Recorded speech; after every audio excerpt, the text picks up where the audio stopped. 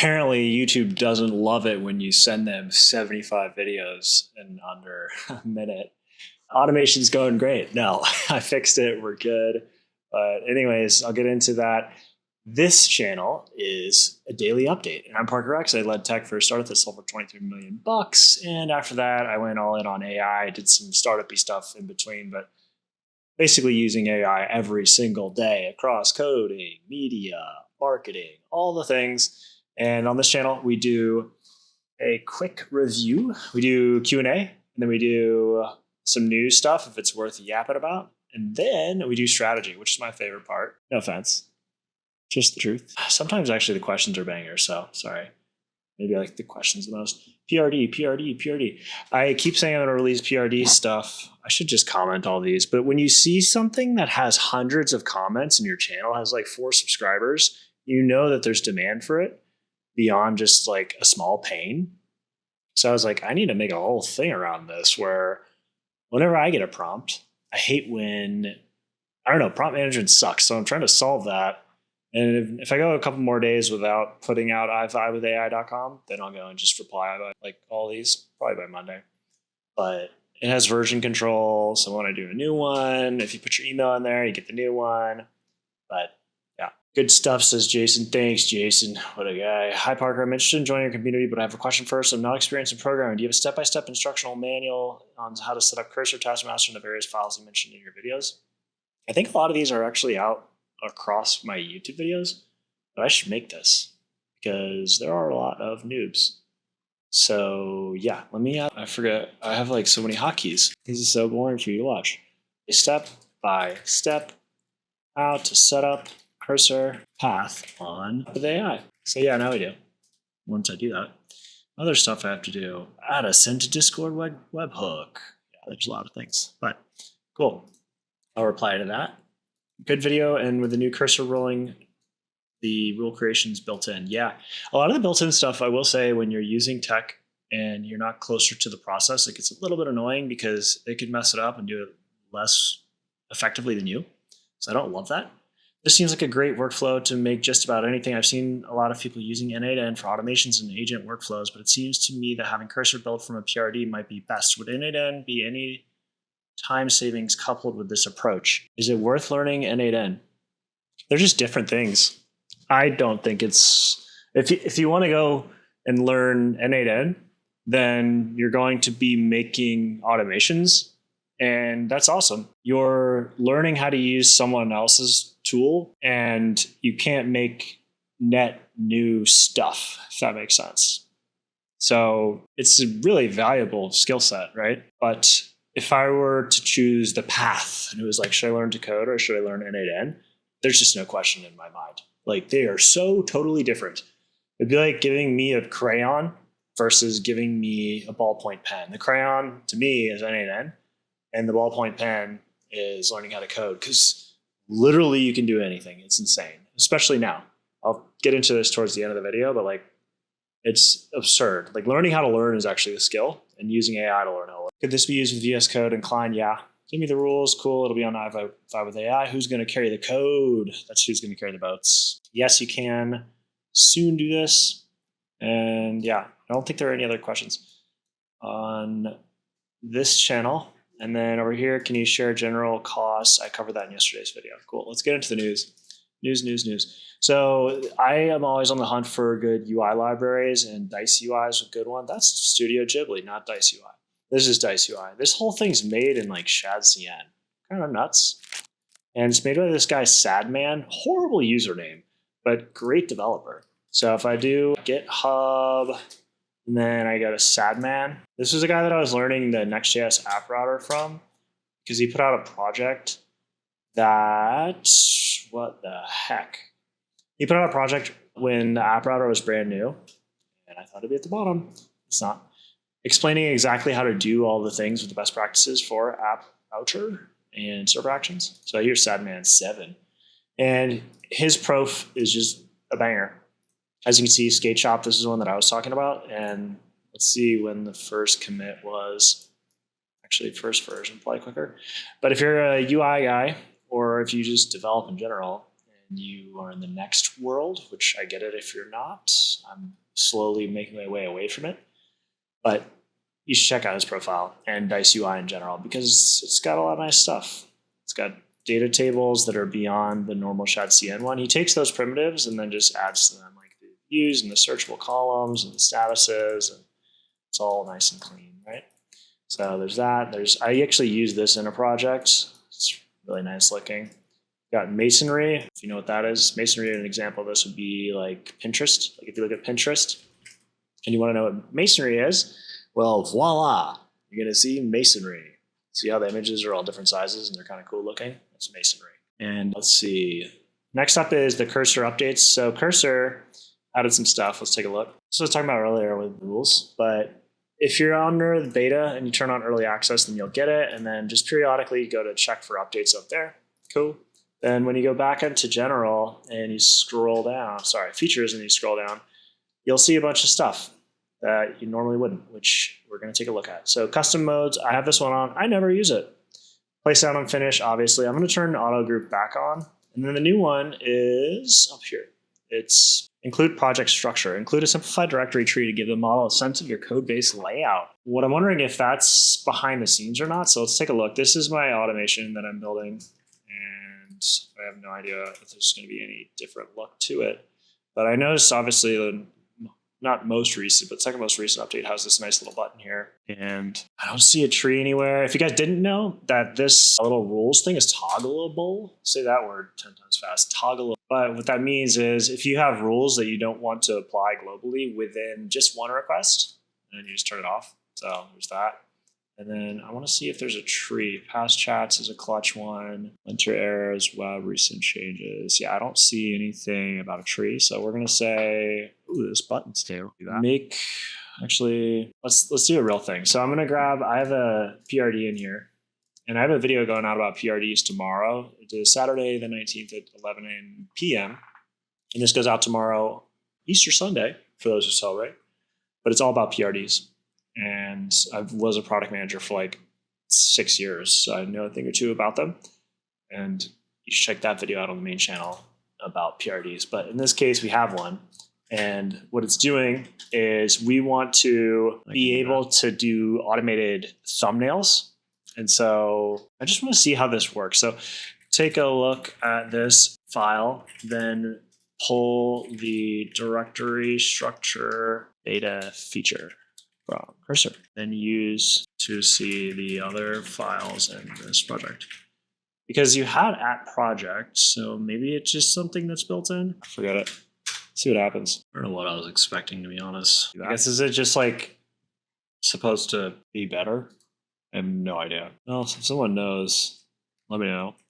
Because I literally just saw it on Twitter, cursor.com, perhaps. Perhaps the changelog is updated, but I doubt it, even though they have a gajillion dollars. Let's see, okay, rolling. That was 4 days ago, bro. I know they have the generate rules thing, but I don't see the project structure. Projects. Oh, there we go. We're introducing a new option, project structure, which adds your directory structure to the prompts. Key bindings, improvements. Okay, so I guess that's cool. I mean, I already have something like this that I use. So my keyboard shortcuts, that is definitely not it. In here, I have @tree. What that does is if I go back into here, then I pop one of these bad boys open and I go @tree.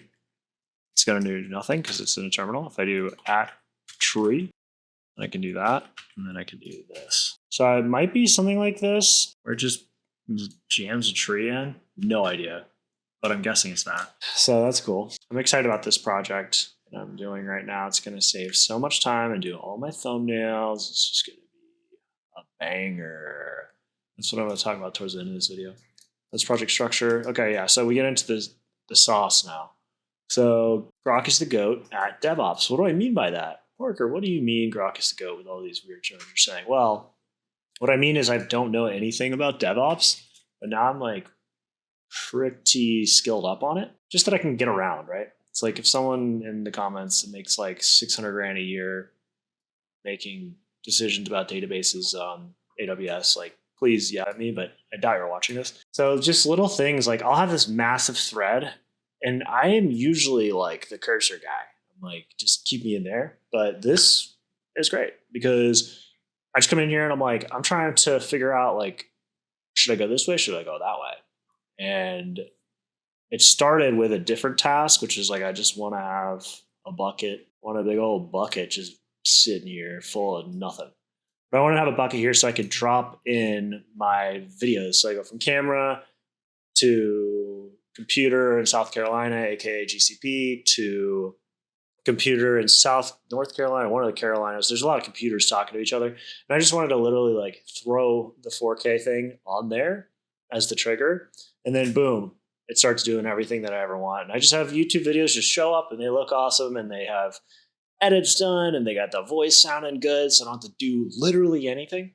And this is a starting point. So I started with that. And then that led me down a rabbit hole of, oh my gosh, GCP is bananas, where you can just do so much with it. You know, if you're like a little Vercel plebe, which I am, have been, then you don't realize that like 300,000 compute seconds for free is bananas. How many times can I say bananas? I'll say it some more times because you just get so much power with GCP. And I didn't know that. So I used Grok to start to know that. And if I look at my history of just the last couple of days, it's like, okay, I have this chat one, right? Or sorry, the pricing one. But if I come in and I want to learn about automating the video processing and content creation, and it's going to take a year to load. But if I go all the way to the top, come on, you can do it, Mac. Oh my gosh. If I go all the way to the top, it says, yo, I'm trying to build this thing out. And I want to have raw daily, and I want to have raw main, and then I want to have process main and process daily with dynamic folders based on the title of the file that lands. We just had a good sit down, like a long, old sit down. And by the end of it, I mean, it's kind of working. Yeah, I broke Google a little bit. Yeah, I might have busted up this thing and burnt like 12 hours of my hourly credits or whatever with all these errors. But that's learning. And so now I realize I don't even need this thing. I shouldn't even be paying for this because I can just do it all myself with a couple functions for free. So that's cool. And that's why I wanted to yap about Grok, because I'll have GCP listening, drop it in here.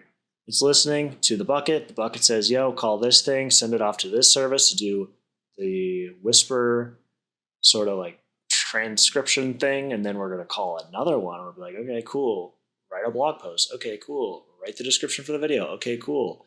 Write a tweet thread. Okay, cool. And I can say these things and you get it. Like it's going to do these things sequentially like a waterfall. And it'll have human in the loop the whole time. So it's the stuff that I talked about a little while ago, but I'm actually doing it now. And then why Vertex? Well, this looks pretty cool, right? It's because they have literally everything in here. Like Vertex is part of GCP. This entire product is one of all these other things. So I'm just blown away by it. Where it's like, cool, cloud storage, cool. I have all the APIs I could ever possibly want. Cool, cloud run, cool, cloud functions. And it just took a couple hours to figure out, but like it's crazy. And if you want to do your studio Ghibli, like all the thumbnails that I'm making now are using this. So I just literally upload a photo of me and then ta-da, it's going to go do that. I'm just so impressed by it. Like you don't have aspect ratios in other ones either for image gen. They have early access to the video one, I believe. And there's just so much stuff in here. I haven't played around with this stream real-time thing very much, but like that's a cool idea. Agent Garden, very cool. You have all this stuff in here. So I'm going to just start using this all the time. And I still have my VPS that will handle all the Next.js stuff. But I'm excited to expand on that side. So I took it with Grok as far as I could, and then I dump it in and I finish him with Taskmaster. And so that's what I was yapping about here. Cha-ching, automations. This is what I'm going after in the long run. Because like if I can do all this stuff manually, like I basically was like, hey, I should do this content thing because I like yapping. And I didn't really take it serious. Then I posted like 6 weeks ago, I started posting and it's starting to work, right? So I didn't post at all on this other channel and I had like 5,500. And then I posted, and then it's like 200 subs, 200 subs, and then just steady growth. And then the other thing is with the daily, where it's like, cool, 6 weeks in, it took me 13 months to get to 500 subscribers on my product management YouTube channel, which is the main one. But then I did 500 subs in like, I don't know, pretty quick, right? So it's just, I guess it's consistency, but there is a whole lot of manual work around it. That's why I couldn't do the other one. So building the automations in is priority numero uno. And frankly, why the video quality, I feel like Parker's tired in the daily videos. It's like, because I am, my dude. I'm just like grinding out all the stuff manually while also building like I'm juggling like two SaaS products and then the community and then the automation stuff. But the automation stuff is just like, oh my gosh, I'm so excited for it. Because like I could just literally talk about it all day because I'm so excited. But instead of talking about it, I'm doing it. And what I'm focused on now is in this thing. This is like one of the ones that GCP put out. But it's like basically Cloud Run can do a lot of stuff.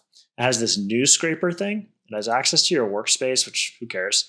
But the news scraper thing combined with this trends data set, like I basically just can replace my whole entire process of pulling together like these crummy links. Like, oh, cool, Parker. Like, oh, yeah, we're covering the news. You talked about a crappy Spotify player, this thing that Garth, whoever, posted about, and then you wrote the word grok. Like this is, yeah. So I need to make it better. And so I'm looking at this and I'm like, oh my gosh, like I'm going to have so much stuff and I can do it a gazillion times a day across any sort of search that I want. So it's like, cool, I can feed this thing, like forget like a little rinky dink Fisher Price version with, no offense, make.com, where it's like, ooh, I'm going to feed it a couple things from this RSS bundle. And then the RSS bundle is going to break if I don't touch it for 2 weeks. I'm like, okay, let's level up. Let's learn a little bit of DevOps and figure this out. It's not even DevOps. It's literally like learning how to use a GUI, then maybe some technical skills. But I look at that and I'm like, that's sick. And then I look at this Vertex AI search thing. This dude, he literally does a demo where he's like, I want to learn something about all the stuff that my college says on the internet. I went to University of Missouri and I want to look at the information about University of Missouri from Reddit. Okay, cool, that's in. I want it from Quora. Okay, that's in. Okay, I want their whole website. That one's in. And he just like throws all these things in. Like, boom, now the whole thing's vectorized and you got a store of everything about that and every mention from every website that you want. And what that means is it's like you can use that as a basis for all future content generation. So it's like, boom, image gen, boom, summarization, text gen. And then you combine these two and I'm just so excited. Like I can have a Looker data viz, that'd be over the top, but like I could do stuff that from a bird's eye view, by using all of this powerful tooling, you can work on both the ideation, which increases the quality, because you have such a broad spectrum of like macro trends going on and micro trends because they own YouTube. Like I can hand an array of every single YouTuber that I want to know what their take is on something. And instead of like going into Gemini and being like, here's a video, Gemini, and being like, what's this video about? Let me tweak this prompt. It's like, no, this prompt is already there. It's dialed and it's part of the funnel. So then you check, like, I want to just check something. It's like, boom, like, here's the ideas. Do you want to move forward? It's like, yeah, that's a good idea. Ooh, this is a really good idea because it's already market validated because people are yapping about it and engaging with this video, or maybe there's a blog post that's like popping off that no YouTube bro has found that I'm like, oh my gosh, like I gotta actually implement this thing. Then I'll make the video. Yeah, doors are opening up basically with these tools, and I can't wait. I really can't. Like I even look at something like this Doc Grok thing that I made. It's like, cool. Like, what would happen if I just deploy this as an app? It would be like literally the definition of a wrapper. It's like, turn my docs into onepager.com. Horrible URL name, but it's possible. Like, click a couple buttons. All right, I could talk about this all day. Sorry if it's not that structured. That's just some excitement coming through. And if you guys have any topics you do want me to talk about, then let me know. And until then, I'm hoping to get this done so I can have it all automated. And then, yeah, every video is going to be a banger. See ya. Like and subscribe. That's it. Oh, yeah, like and subscribe.